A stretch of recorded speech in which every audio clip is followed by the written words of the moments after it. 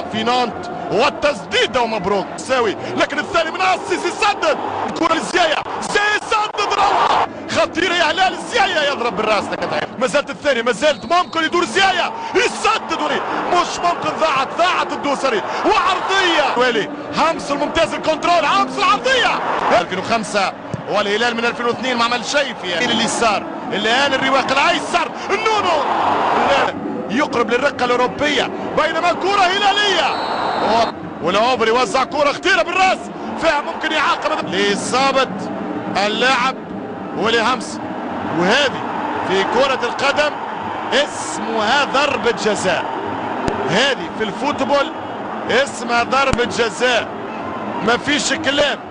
بينالتي للهلال، هنا ضربه جزاء للهلال في رايي. شوف زاويه الحكم، رؤيه الحكم كان الشوط الثاني متوتر برشا،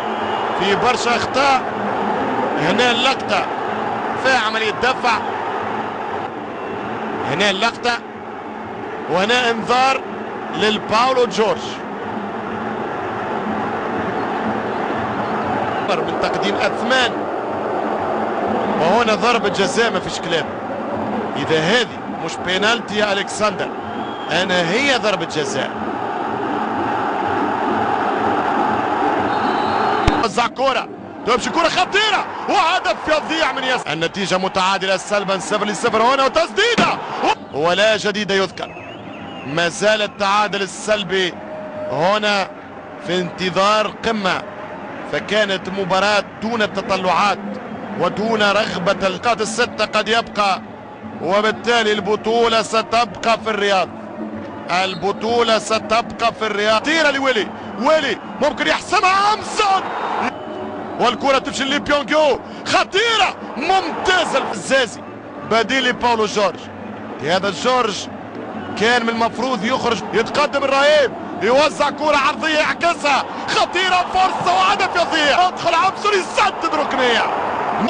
التسديدة وعزيز وجول تمشي زيايا خطيرة والنمري هاي عن طريق الهجوم احمد علي وجول، الكرة ليبيو هذه خطيرة وهدف مش ممكن كوارتر فاينل ذاك المونديال، درجة خطيرة والراسيل ركني نونو اسيس على الكرة على القائم الاول ضربتها الان سيضرب يسدد وملعوب حد كرة خطيرة وتسديدة وبرا. زي مباراة الكلاسيكو 0 الهلال 0 الاتحاد.